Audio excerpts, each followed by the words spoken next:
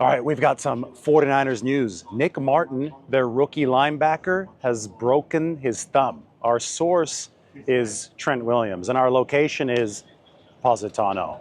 I think that we found the very, very best spot. And before you freak out about Nick Martin, doesn't sound like it's all too serious. First, we want to show you the view, and we're going to talk about some of the best food that we've had here. And maybe before all that, we'll talk about Nick Martin and the 49ers rookie linebackers. This might be the most beautiful spot in the world. Positano, Italy, on the Amalfi Coast. Anyway, let's hear from Trent Williams. Shout out to Nick Martin, my new teammate, East Texas boy, Texarkana. Already out there making plays.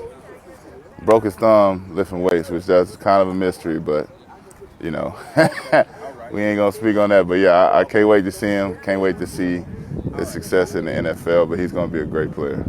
So Trent was willing to disclose that, didn't want to talk anymore about it. He said that somewhat of a mystery how Nick Martin broke his thumb while lifting weights. Now, I don't think it's all too serious, and I also know that 6 weeks is generally the return timetable for somebody who's undergone a common fracture, and it sounds like it's that for Nick Martin. Plus, if it's just a thumb, he probably can already put a splint or a club on it and be ready to go whenever the 49ers need him to be ready to go. The dates, by the way, are July 15th. That's when rookies are reporting.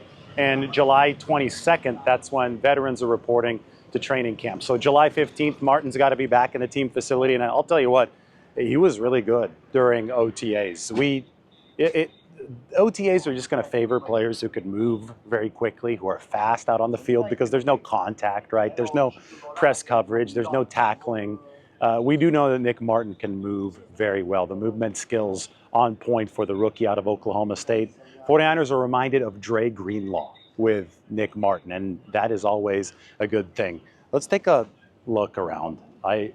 Just have to interrupt these sometime. And while I'm going to talk about the food right now, we went to a couple of awesome places. First, a rooftop bar, which is just underneath here. I think it was one of Margot's favorite rooftop bars. You can attest to that. You love this place. Yes, it was wonderful. Alessio. And And then we went to lunch at Poside, which Margot discovered. The gnocchi were absolutely out of this world.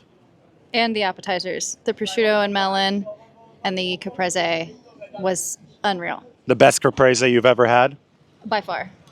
How about dessert? Oh, dessert was amazing. Espresso, tiramisu, I couldn't ask for more.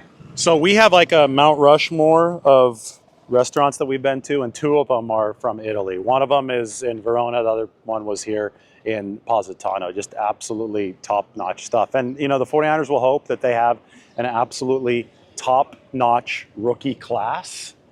Nick Martin, who knows? Maybe he ends up being the jewel of this rookie class. Now, he had 140-plus tackles. Now, one thing here, let's take a look at this bus. This is how it works in Positano.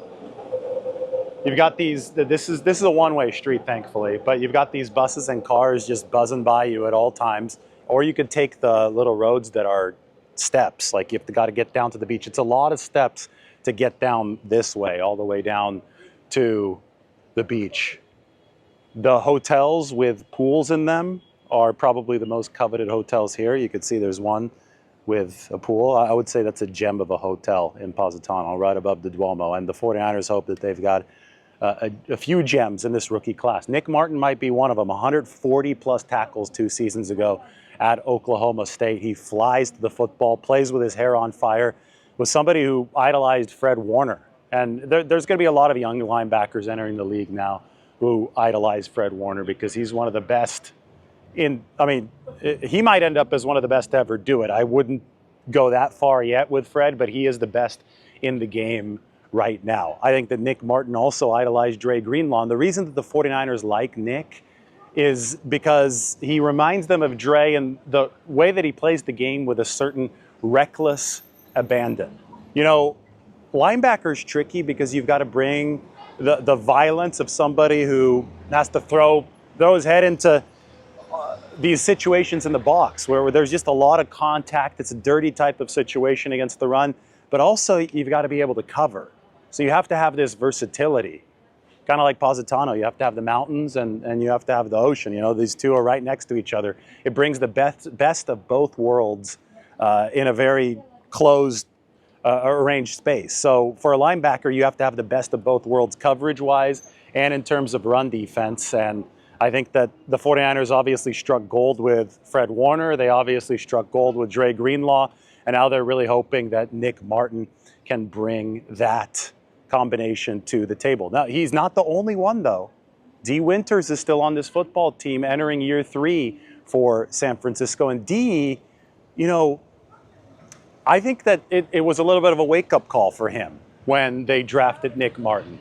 D was playing good football last year, but I think availability is the best ability, and he's got to show that he can remain consistently available for the 49ers. Because, I mean, if you're hurt, Dre was hurt for most of last season, and obviously that factored into the 49ers not re-signing him. But if you're hurt, doesn't matter how good you are, you're not going to be able to deliver on the field for San Francisco. So look out for Nick, look out for the rest of this rookie class. We got a big project coming up on the San Francisco Standard looking at the 49ers spending divisions for this 2025 season. I do this every year, make a nice little pie chart every single season to show where they're spending their cap dollars. And Lombardi herself made the pie chart this year.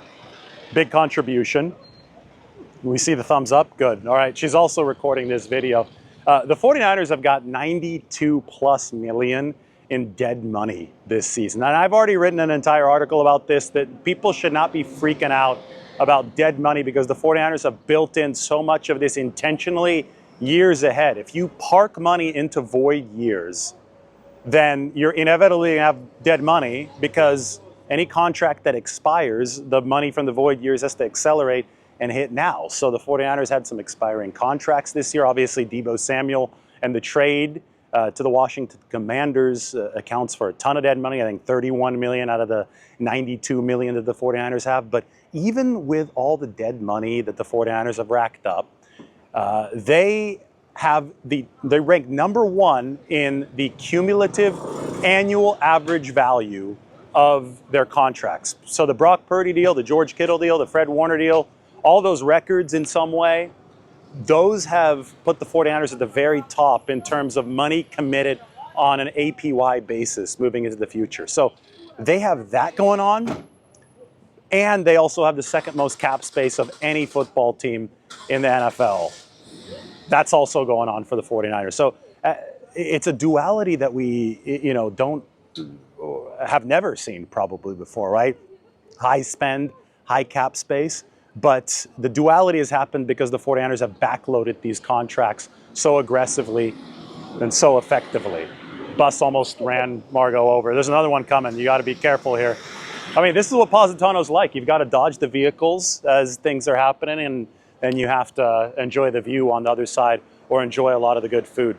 It's kind of like an NFL season. You've got to dodge a lot of unexpected things. And financially, the 49ers have put themselves in good position to maneuver their way around challenges by backloading cap hits.